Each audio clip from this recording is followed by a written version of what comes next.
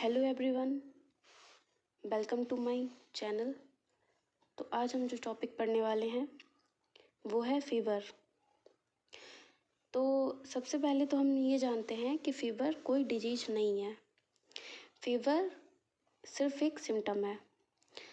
जब ह्यूमन में कोई भी बीमारी होती है या कोई भी डिजीज कंडीशन है तो फीवर जो आता है उसमें एज अ सिम्टम आता है।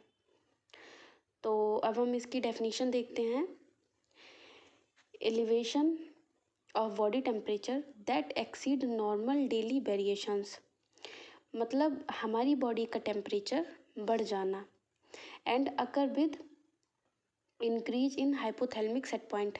देखिए इसकी पैथोजेनेसिस जब हम देखेंगे तब उसमें देखेंगे टेम्परेचर बढ़ जाता है जिसको हम फीवर कहते हैं।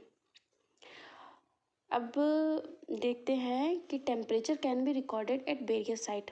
तो हम जो हमारी बॉडी होती है उसमें हम टेम्परेचर कहाँ कहाँ से रिकॉर्ड कर सकते हैं, जैसे कि एक्जिलरी, ओरल और रेक्टल।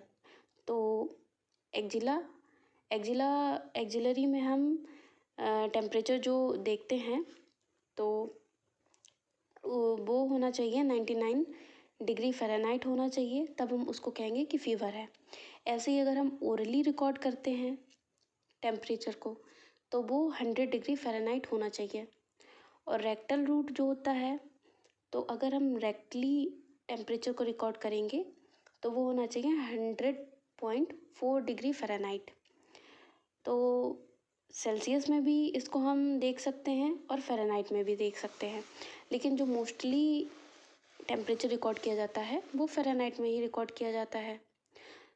तो अब हम पढ़ेंगे इसकी पैथोजेनेसिस। Exogenous pyrogens. पायरो मतलब होता है टेम्परेचर एंड जेंस मतलब होता है जनरेट करने वाला। तो एक्सोजीनस मतलब जो बाहर से हमारी बॉडी में जो पैथोजन है, जो एंटीजन है, जो हमारी बाहर से हमारी बॉडी में आकर जो इन्फेक्शन कॉज करते हैं उसको एक्सोजीनस पायरोजेंस कहते हैं। This cause initiation of inflammatory cycles. देखिए जब पायरोजेंस कोई भी बैक्टीरिया, वायरस हमारी बॉडी में गया तो उसके बाद हमारी बॉडी में क्या होता है, इन्फ्लामेटरी साइकिल स्टार्ट हो जाती है।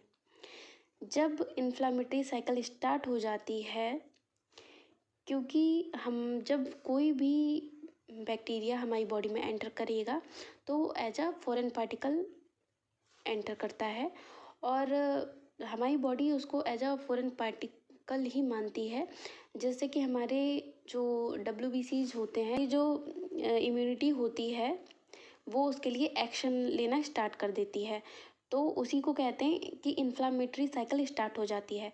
और जब इन्फ्लामेटरी साइकिल स्टार्ट हो जाती है तब वहाँ पे एग्रीगेशन या माइग्रेशन, मतलब जो WBC हैं डिफरेंट टाइप्स के, जैसे न्यूट्रोफिल, ल्यूकोसाइट्स, पॉलीमॉर्फ, ये सब वहाँ पे एग्रीगेट, मतलब जहाँ पे भी बॉडी के जिस रीजन में भी वायरस या बैक्टीरिया होगा वहाँ पे माइग्रेशन होने लगता है, वहाँ पे ये इकट्ठे होने लगते हैं। उसके बाद होता है रिलीज ऑफ एंडोजीनस पायरोजेंस।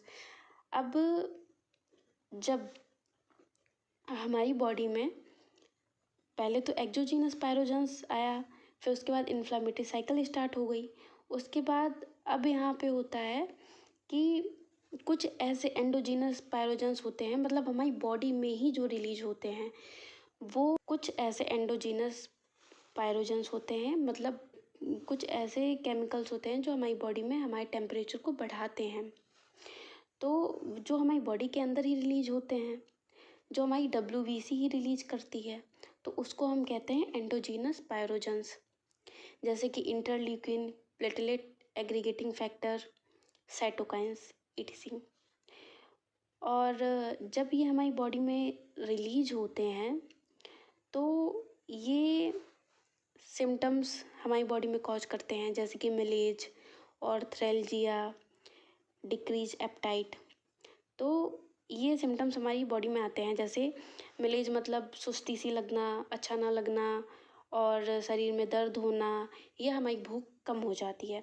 तो ये सारे साइन सिम्टम्स आते हैं, क्यों आते हैं? क्योंकि हमारी बॉडी में WBC के थ्रू एंडोजीनस पायरोजेंस रिलीज किए जा रहे हैं।